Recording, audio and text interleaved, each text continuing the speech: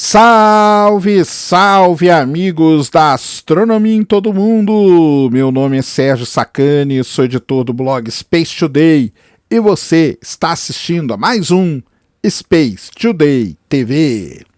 No programa de hoje vamos falar dele de novo, do telescópio espacial James Webb, que desta vez descobriu mais uma coisa inédita no universo. Pela primeira vez, os astrônomos descobriram não um, não dois, mas 3 buracos negros supermassivos numa mesma galáxia. Algo inédito e algo que pode nos ensinar muito sobre a fusão e o crescimento desses monstros que são encontrados no centro das galáxias. Vamos entender essa história toda. Manda a vinheta!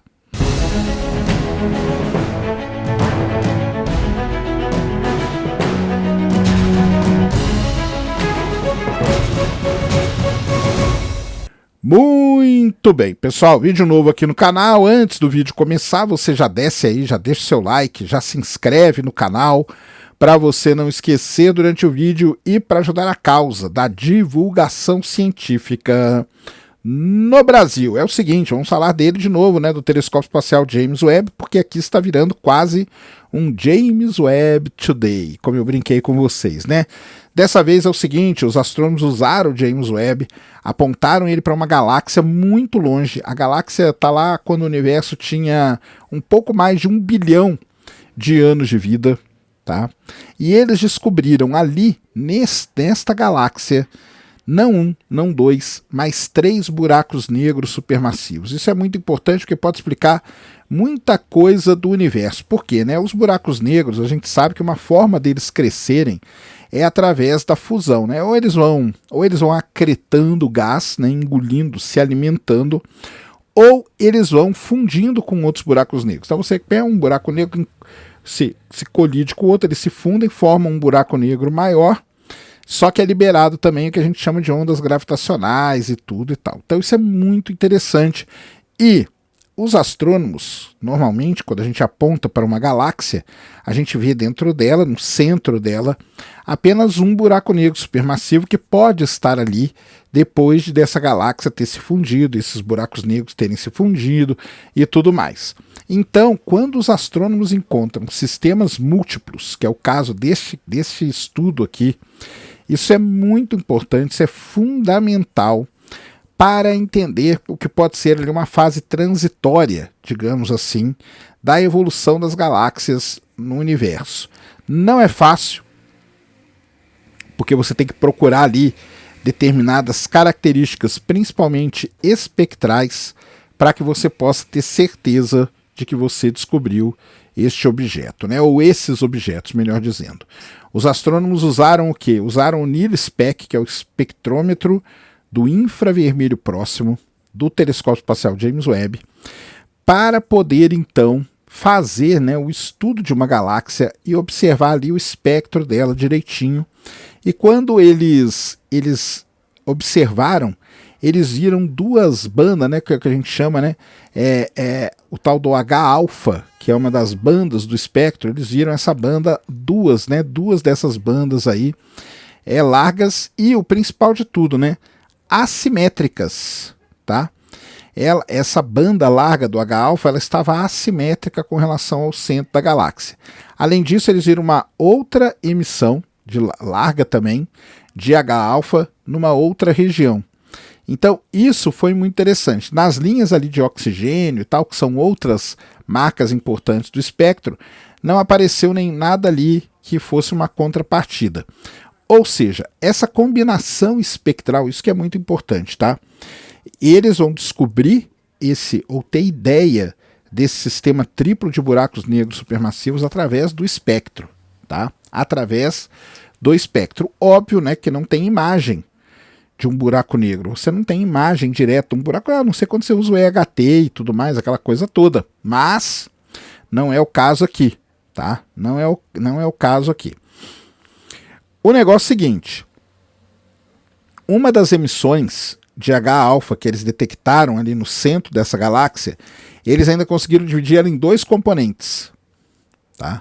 Então, o que acontece é o seguinte, você teria 3 emissões de H-alfa, ou seja, essas 3 emissões dariam indicação de que você teria então 3 buracos negros supermassivos, tá?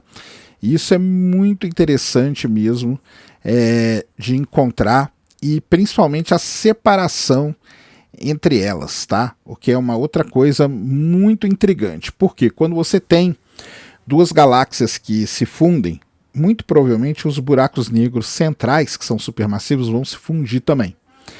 Só que, no caso dos buracos negros supermassivos, existe um negócio chamado o problema do último parsec, que a gente chama. Que quando eles estão a uma certa distância, que seria esse parsec de distância, eles já começam a ter ali toda a interação entre eles, e isso leva aí os astrônomos a ter várias observações sobre a fusão de buracos negros supermassivos, tá? Então isso é um ponto interessante. Lembrando, né, que pode ser que essas emissões de H-alfa sejam outras coisas também, obviamente, né, precisamos fazer mais estudos, mas tudo está indicando que são 3 aí buracos negros. Bem, existe, né, então como eu falei, esse problema do último parsec, que faz que cria um atrito dinâmico entre os buracos negros, tá? E o que pode acontecer é que gás, matéria escura e várias outras coisas ali acabam interagindo entre elas, tá? E é nesse contexto aí, nessa distância que os buracos negros se encontram, é que acaba acontecendo a emissão das ondas gravitacionais. E aí fica aquela questão, né? Será que esse sistema já está emitindo ondas gravitacionais? Não sabemos. Por que a gente não sabe? Porque os detectores de onda gravitacional que nós temos até o momento, que é o LIGO, o Virgo e o CAGRA, que são esses 3 aí, eles só detectam ondas gravitacionais de buracos negros de massa estelar, ou da fusão de estrelas de nêutrons, ou da fusão de buraco negro com estrelas de nêutrons. Buracos negros supermassivos, eles emitem ondas gravitacionais num outro, digamos, comprimento de onda gravitacional, entre muitas aspas aí. E você precisaria de um outro instrumento para fazer isso. Esse instrumento ele já existe, pelo menos ele já foi até testado no espaço, e ele se chama LISA, que é a interferometria laser interferômetro, só que no espaço. Então é o mesmo princípio do LIGO, do Virgo, do CAGRA, só que agora aplicado ao espaço com 3 satélites e tudo mais. E aí fica esse lance, né? Porque é o seguinte, o LISA, ele pode sim detectar a fusão de buracos negros supermassivos. E se por acaso você apontar o LISA para esta galáxia e o LISA detectar as ondas gravitacionais provenientes dali, primeiro que você vai conseguir ter certeza que são buracos negros mesmo, e segundo que você vai ter a ideia da distância que eles estão para poder começar a produzir as ondas gravitacionais. Isso é muito importante para você poder estudar isso em todo o universo. Assim, é um trabalho sensacional, tá? Você descobrir sistemas múltiplos de buracos negros supermassivos é um negócio muito difícil. Tanto que esse que são 3 buracos negros supermassivos numa mesma galáxia é algo inédito. Só o James Webb que poderia fazer isso. Por que só o James Webb? Aí você pode estar perguntando, mas e os outros? Não tem outros espectrógrafos aqui na Terra? Temos. Só que, primeiro, o espectrógrafo no infravermelho no espaço é só o James Webb. Terceiro ponto muito importante, a resolução, a capacidade do instrumento de separar essas bandas que eu falei para vocês de frequências ali do espectro. Por quê? Se você usa um equipamento que não tem tanta resolução espectral, essas bandas uma soma com a outra. Então é como se você estivesse vendo uma coisa só, e na interpretação do astrônomo, aquilo ali passa a ser como uma fonte só, e não 2 ou não 3, como é o caso daqui. Então isso é, assim, é muito interessante, além de abrir portas para a gente estudar toda a dinâmica e evolução das galáxias, todo o problema de fusão de buracos negros, todo o problema relacionado ao que a gente chama de o problema do último parsec de buracos negros supermassivos, além de você ter agora um dado, você ter uma galáxia onde você pode testar o LISA, caso, obviamente, ele seja lançado aí. A gente espera que ele vai ser lançado em algum momento. Então, assim, é um um estudo e uma descoberta feita pelo James Webb que ela abre várias frentes aí para os astrônomos poderem atacar agora, e isso realmente vai ser espetacular de acompanhar. E de novo, né, o único instrumento capaz de fazer isso é aquele que é considerado por mim e por muitos como o instrumento mais versátil da história da astronomia. Desde planetas, galáxias distantes, até 3 buracos negros supermassivos numa mesma galáxia, e abrindo essa porta gigante de estudo aí que os astrônomos podem ter agora. Como eu falei, né, num outro vídeo, o James Webb ele não foi um instrumento feito para observar, para detectar buracos negros, mas ele consegue fazer estudos porque você tem toda essa parte espectral que ele é muito bom. Beleza? Esse então era o vídeo que eu queria trazer aqui no canal para vocês agora. Espero que vocês tenham gostado. Se gostou, já sabe, aquele tapa no dedão, aquela voadora com tudo no peito do like, só ajuda pra caramba o vídeo, o canal a ganhar relevância.